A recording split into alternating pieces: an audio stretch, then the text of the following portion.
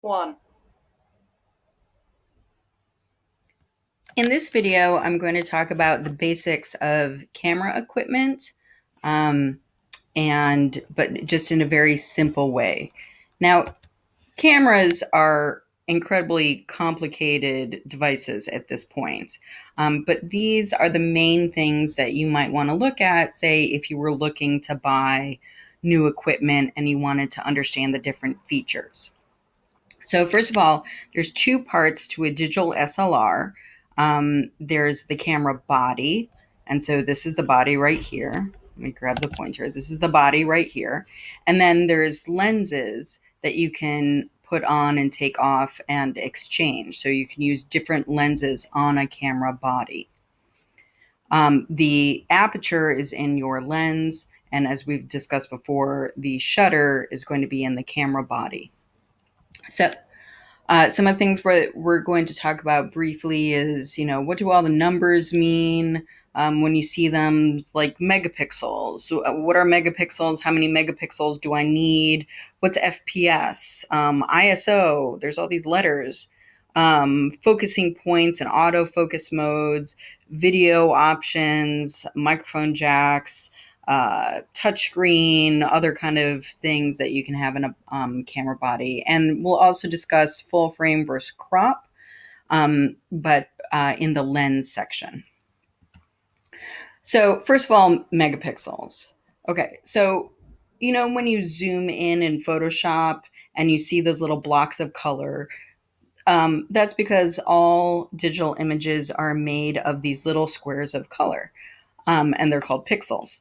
So you can have a low resolution image like we have here that is going to have much larger pixels, or you can have a higher resolution that in the same space, in the same area, has many more pixels that are smaller. So, what's the benefit for that? The benefit is that when there's many more smaller pixels, you can enlarge that image because they start out so small that if you make them kind of bigger, it's still going to be a good resolution.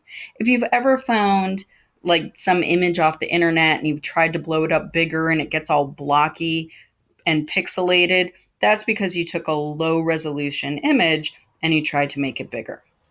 So, so here's like a chart. You can find other ones online that show you how large you can blow up an image. Um, Most cameras are to the point, 12 megapixels or above, that you're going to be able to blow it up probably as big as you want in normal everyday life. So, there's not that many times you need to blow up an image to 20 by 30. In fact, 20 by 30 is probably way bigger than you would ever blow up an image anyway, unless you want to put some big featured images, say, over your couch or something like that, or you want to sell some of your artwork. So it's kind of like cars, right? I can have a Toyota Corolla or I can have a Tesla. Yes, the Tesla can go way faster than the Toyota Corolla, but I just need to drive to work. So actually, it doesn't matter which one I own, because both will get me to work. So basically, anything kind of 10 pixels and above is probably going to get you the image size that you need for printing. One benefit, though, of having higher megapixels is that, say, you had very high megapixels, it would allow you to use just part of the image to crop down. Say you only like what's happening in the corner of the image.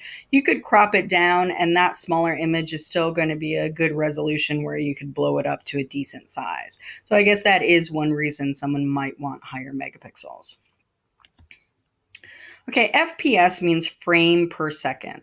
So sometimes you'll see like movies or on TV, there's paparazzi and they press the little shutter button down and it almost sounds like what's it called? A machine gun, right? Chick, chick, chick, chick, chick, right? That's the burst mode. So that's this kind of icon in most computers, on most cameras, sorry. So different cameras will have different amounts of frames per second. So the number of pictures it will take, the number of frames that it will take per second. So A Canon SL2 is about like $500. That'll shoot 5 frames per second. This uh, 1D Mark II goes up to 14 frames per second. So sports photographers really like that camera. On the other hand, it's $5,000 or more just for the camera body. So when you're looking at camera bodies, you might want to check out frames per second if you think you're going to do a lot of action photos and you want to be able to, shoot a whole bunch in a row to pick the one that you think is most interesting.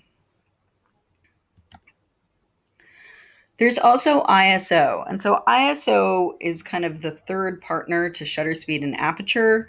I have other videos that explain this more. But the most basic way to explain it is that it helps you shoot better photos in low light situations, mostly because it actually allows you to use a faster shutter speed, so that you can not have like motion blur and stuff when it's dark. So anyway, uh, the first thing is that certain cameras, more expensive cameras, will allow you to go to a higher ISO. So, like a less expensive camera might only go to ISO 3200, while a more expensive camera might let you go to ISO 64,000. So big difference there. So that's the first thing, is just, does it allow you to go to a higher ISO? The second thing actually has to do with the quality of it. So in this image here, we can see ISO. A lower ISO means you have to take pictures in brighter light, but you don't get all those speckles, which is called noise. And a higher ISO, yeah, you can take pictures in lower light, but the trade-off is those little speckles. However, certain much more expensive cameras have better, I think it's algorithms or some kind of math. I don't know, that's beyond me. But it means that it can take higher ISO photos without as many speckles. Then you get options on camera bodies about focusing points and autofocus modes and stuff. So let's talk about focusing points. When you look through your camera, you might see a bunch of these squares when you look at a digital SLR, and a lot of times one will be red. So this one, you can choose which one you want to be your focus point anyway. And so generally you pick the eye if you're taking a picture of someone, the eye that's closest to you. But that's besides the point. Anyway, so this one only gives you, what is that, something like 9. There are other cameras that give you way more. Some of them are really concentrated in the center. Some of them are more spread out on certain cameras. Some of them are more accurate than others. So just know that that is an option. And if you're more interested in learning about that, there's tons of information online and on YouTube. Same with autofocus modes. So, of course, you can manually focus your camera if you want. But if you choose to autofocus, there's different modes in terms of, is something staying still? Is it moving? These are kind of the 3 basic ones that you get both in Canon and Nikon. But much more expensive cameras will even have all these different things for erratic subjects moving quickly in any direction, or things moving in just one direction, or things that may have certain things in front of them, but you want the thing behind that's moving to be what the autofocus tracks. It gets very complicated. But just know that that is an option too. So if that's something that's really important to you, say if you're going to do a lot of sports photography, then you can look into the different autofocus modes. And again, there's lots of information on the internet about those things. Now, if you want to shoot video, you want to look at a camera body's options in terms of resolution. Some don't shoot HD, some shoot HD 720, some shoot higher. Some cameras now shoot 4K. And so if you're really serious, you need to look into that. And then also the frame rate. So 24 gives you more cinematic feel. 30 is very common. You need 60 or above if you want to shoot slow motion. So you might want to look at what frame rates.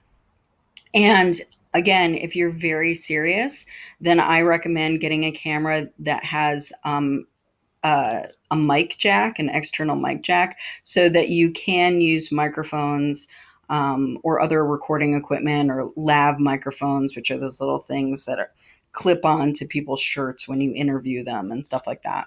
So look at all of those options because I think in Canon, like the difference between a T6 and a T6i, there's several different differences, but I believe a T6 does not have a mic jack, but a T6i does have a mic jack. So, if that's important to you, it's something that you should look at.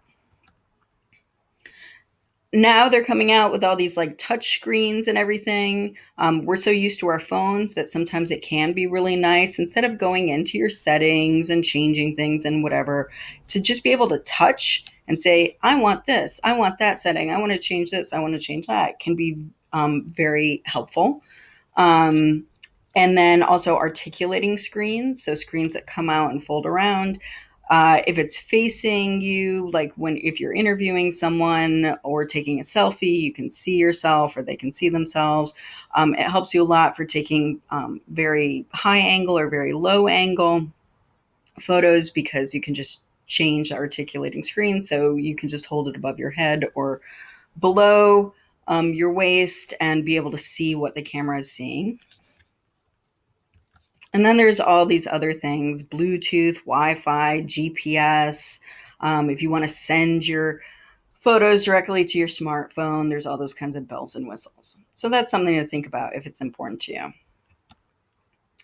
Okay, so now we're going to switch and talk about lenses. So just to review focal length, remember the lower the number, the wider the image is. And then as those numbers go up, we keep zooming in, zooming in, zooming in. 300, look, we're all the way zoomed in. So we're getting, I think that's the barn right there. So we're all the way zoomed in on that bar. So remember that. Lower number, wider, higher number, more zoomed in. Okay, so when you look at a lens, say on Amazon or B&H or something like that, you'll probably get something written like this. So there's a couple different kinds of lenses, say that Canon has, some for full frame and some for um, crop frame, but we'll talk about that later. These numbers here are going to be that focal length. If there's a hyphen between them, it means it's a zoom lens, and you can go from this wider 24 and zoom into 70. If there's not a dash and all it says is say 50 millimeter, then that means it's a prime lens. It doesn't zoom, it just has one focal length. So those are those first numbers. The second number is the f-stop. So that's your aperture. That gives you the biggest aperture, the widest hole to let light in. And it tells you kind of how fast a lens is. So, because if you let in more light with your lens, it means you can use a faster shutter speed. So this is how much, this is the largest aperture that this lens will have. L in Canon is a certain kind of more expensive, better made glass. So sometimes people talk about their L lens. And then you might get something like USM or SWM, and I think it's ultrasonic motor. But that means that the autofocus is actually in the lens instead of controlled by the body or something like that. Anyway, it's usually a lot quieter and a lot faster. And SWM is Nikon's, I forget what it stands for, but it basically means the same thing. You also have IS sometimes on lenses, and that stands for image stabilization. Okay, so when you're thinking about focal length, you need to think about what is it that I want to take pictures of. If you want to take pictures of landscapes, you better get some wide angle lenses. If you want to do sports or you want to do wildlife photography, things you can't get close to, you want a very high number focal length. And even taking pictures of people, there's a distortion that happens when you take pictures. So with a wider angle lens, the face is distorted. And then the higher the number, generally it flattens out the face. So it's a lot more attractive. So definitely look for something more like a 75 millimeter or 100 millimeter or something like that, because it will be more flattering to the person. And in fact, that's why sometimes when you take a selfie with your phone, your face looks a little distorted. Your nose is not that big. Not that there's anything wrong with big noses, but your nose is not that big in real life. It's because the lens on your phone is a little wider than you would maybe want for taking a selfie. Okay, so as I mentioned before, a fast lens has a more open aperture. So because the lower the f-stop number, such as f1.4, f2, f3.5, it lets in more light, and so you can use a faster shutter speed. So that's why they're called fast lenses. Generally, zoom lenses with low apertures are more expensive. So let's look at this same. This is a Canon 70 to 200, 70 to 200, 70 to 200. But look at this. If it's an f4, this lens is $600. If it's an f2.8, it's $1,800. And if you get the f2, so that definitely lets in more light, look how much more expensive the camera is. I mean, sorry, not the camera, the lens is. So that's something that you want to look at when you're looking at lenses. Okay, so let's go back to where lenses and camera bodies intersect, and that has to do with full frame versus crop. So more expensive cameras have a full frame. It's kind of equivalent to the old 35 millimeter film cameras. So we have this right here, like you can see the whole scene. Less expensive DSLRs will generally be a crop. So it means that it only takes a small part of that image. So if you wanted to get this whole from this tree all the way to this tree, you would either have to use a much wider lens or step farther back or something like that. So what happens is, this is called a crop factor. So it's 1.6 or 1.5. One of them is for Nikon, one of them is for Canon. And so what you do is you take your lens. Let's say you had a 50 millimeter lens. A 50 millimeter lens will look like a 50 millimeter lens on a full frame camera. However, on a crop factor camera, I can't do the math with 1.6, so I'll do it with 1.5. You have to take 50 millimeters and multiply it by 1.5. So actually, that 50 millimeter lens will act like a 75 millimeter lens on a crop sensor. So you really need to know if your camera is full frame or crop in order to get the lenses that are best suited for your needs. And One, full frame are generally more expensive. If you do want really wide angle with a camera with that crop factor, remember anything's going to be multiplied by 1.5 or 1.6. So to get 30 millimeter lens, you actually have to buy a 20 millimeter. Is that math right? I think so. Is it? I can't do that. Yeah, a 20 millimeter lens. Sorry. That's why I went to art school instead of studying math. So you'd have to actually buy a 20 millimeter lens. And the thing is that generally, the wider the lens, it can often be much more expensive. Okay, so besides your camera and besides your lens, your camera body and your camera lens, there's other things that photographers use. So some of them are like LED lights, like stand lights. People used to use hot lights a lot, which were indeed hot. Um, but now with LED lights, they're nice and cool, and they don't use as much electricity and stuff. There's these beauty dishes or ring lights. You often see pictures like fashion pictures. You get that little round look, so you can tell that it was taken with a light like that. There's external flashes that you can attach to your camera, and then a lot of times you want to modify these lights. So just like clouds modify the light from the sun and make it very soft and even, you might want to modify these lights that you have with something like a softbox or an umbrella or a scrim or something else to soften up, to essentially act like clouds and soften up that light so it's not so harsh. You can even buy these little things that go on top, like if you have a little pop-up flash on your camera, you can put something like this on and it will modify that light. Or if you have an external flash, you can get things, again, they kind of almost look like clouds, right? They're kind of translucent, milky white, and they soften up that light.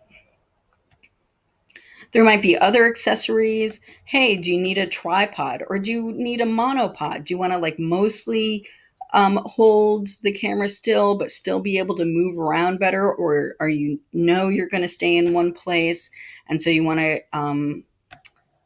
a tripod? Is there some kind of a camera gear bag, depending on how many lenses you have, how big it is? Do you want it backpack style over your shoulder? There's even almost like fanny pack around the waist ones. They make lots of things that are padded but are like look like fashionable purses that some people like. There's interesting camera straps you can get out there. Some children's photographers will get these little things that you put over your lens so that little kids are not afraid of the camera. It's not just this big black eye looking at them, but instead it's like a fun toy. So you have to think about all those kind of things, and what kind of equipment matches what kind of photographer you want to be. And I think that's it. Yes. So if you have any questions, please let me know. And I hope this helps you be a better photographer.